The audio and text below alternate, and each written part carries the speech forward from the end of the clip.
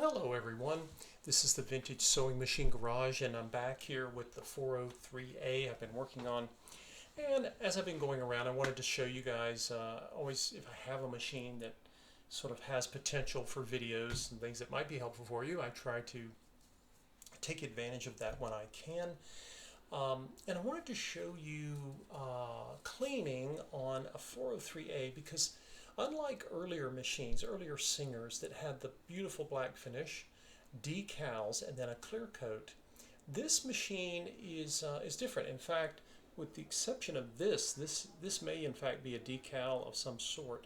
But for the most part, by the late 50s, any of the older designs Singer had, they could very well have been continuing with decals, but not on their new late 50s introductions. The 400 series basically doesn't have decals on the bed. They were moving away from that old tradition, which had been around a long time.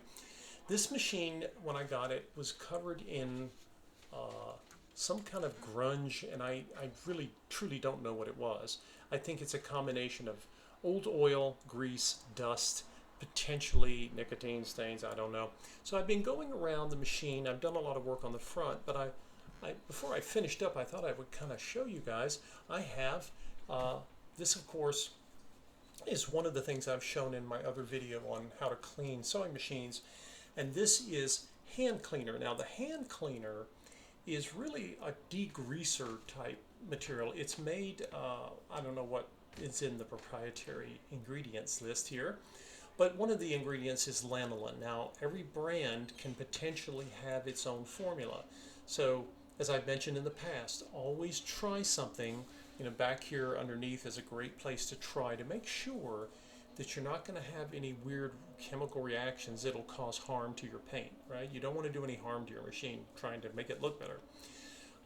And just a little reminder for you guys, I've mentioned this many times before. If you use hand cleaner, and they come with different brands, this says MotoMaster, other brands include Permatex, Gojo, and there are some others. These products are sold very often in auto parts stores, places where people get hands really greasy, like when you're working on a car. But the main thing to repeat here, you can see actually it says contains aloe and lanolin. How much I don't know. But the main point here is to make sure that you get a hand cleaner that does not have pumice. Many of the brands create, one without pumice, which is the one like you see in my hand here, and then they also have a pumice version. Pumice, of course, is the ground up lava rock, and it creates a really gritty substance that's really good for getting grease and dirt off of your hands, but it'll also scratch the living daylights out of your paint. So you don't want to do that. And sometimes it's obvious, it'll say with pumice, or if it does not have pumice, it may not say anything, but you really need to read that label really closely. Okay, enough about labels.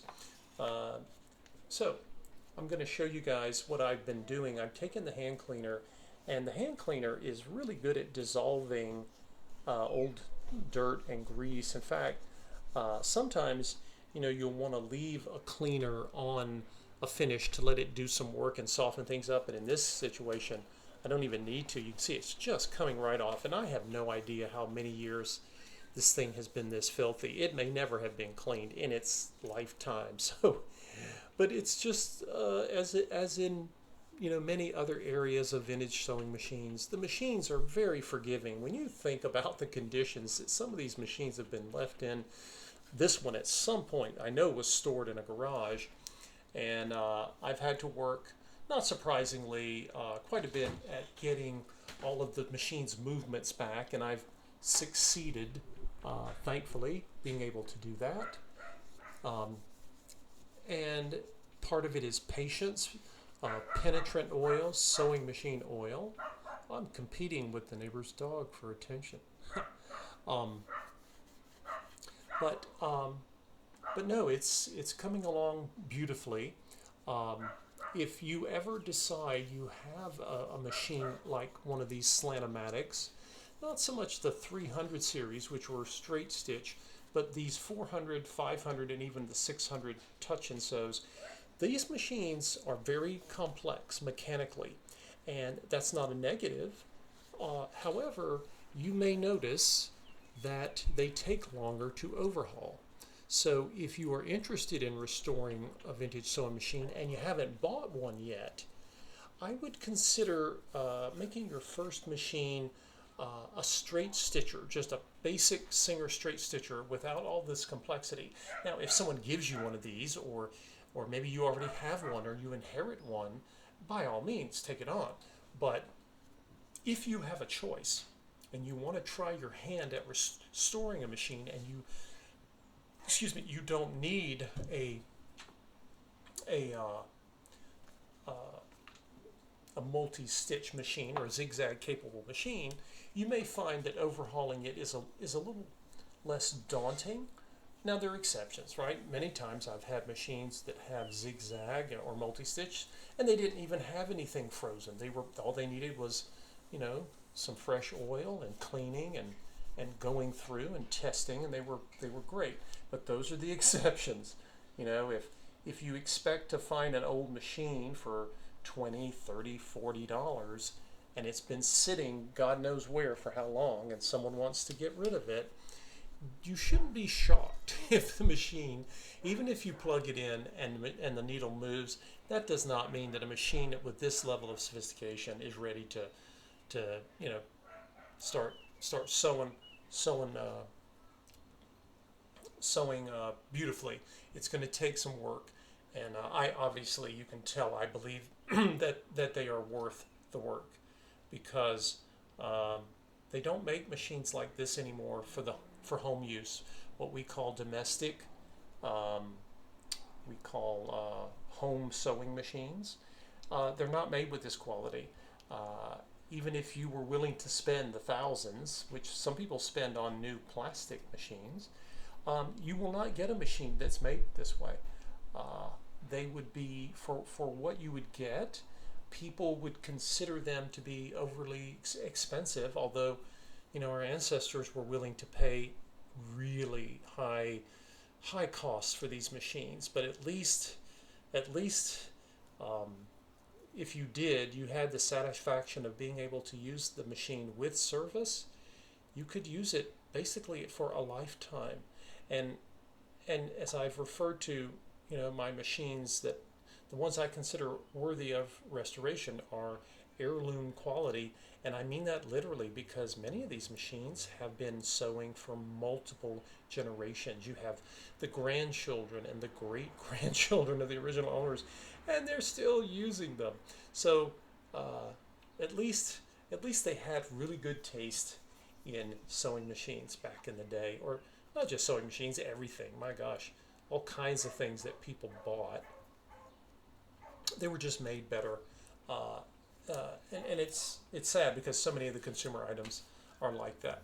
So what I'll probably do when I've gotten all the hand cleaner off is I'll probably come back, and maybe I can come back with a wax, or I could come back even with just a little bit of sewing machine oil. Not going crazy with the oil, but got a little bit of a paint nick here, but that's okay. Not a big deal. And I am this machine, for those of you who are just seeing, maybe you haven't seen all the other videos I've got on the 403A here.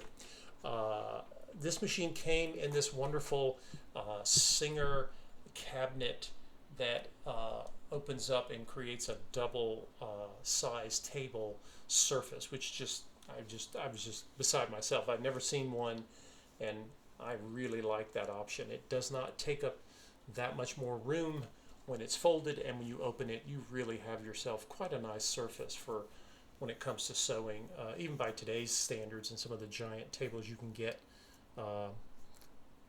What's funny is, of course, modern sewing machine tables are expensive, and they are proprietary. They're not built as well. They're not built of the same materials. Although some of you may love your new tables. Maybe they have a feature that you like that the old ones don't. got to be willing to acknowledge that there's a reason people want them. And you can see, obviously, you guys have seen me. You almost always see me with cotton swabs in my hand. They're one of the most useful things you can have to clean and remove old gunk from a sewing machine without hurting it. I like to get the cotton swabs that just have the paper sticks and not the plastic. Trying to get plastic out of my life as much as I can, as much as could be reasonably expected. But what I'm finding, just going back to the original reason I'm making this video for you all, is that the hand cleaner really works. It works okay on the black machines, but the black machines are a different chemistry, and they're okay.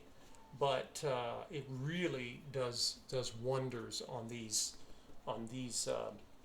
beige painted machines, and so far I have not noticed any dulling of the finish. A lot of the cleaners and solvents you want to be careful with, because even this finish here, even without the decals on the bed, you will notice that the paint can sometimes dull. Those chemicals can damage paint surfaces, but the hand cleaner seems to be very gentle as far as I can tell. So if any of you guys are interested, please feel free to leave some comments down below. If you have used hand cleaner on machines, what has been your experience? Does it work for you as well on the black finishes? Maybe you've used it even on some of the metal parts. I haven't really paid that much attention to it on metal. But anyway, just making as many videos as I possibly can with this 403. And hopefully I'm going to have it finished and ready to debut soon. I'm really taken by it. It's not the first 400 series machine I've ever dealt with and had, and I've sold quite a few of them in the past. But I'm going to I'll demonstrate all of its mechanical wonders and how it makes stitches, and then you know, I'll share with you my thoughts on it and why I or you might want one. Thanks for watching, everybody, and stay tuned. We've got more videos to come.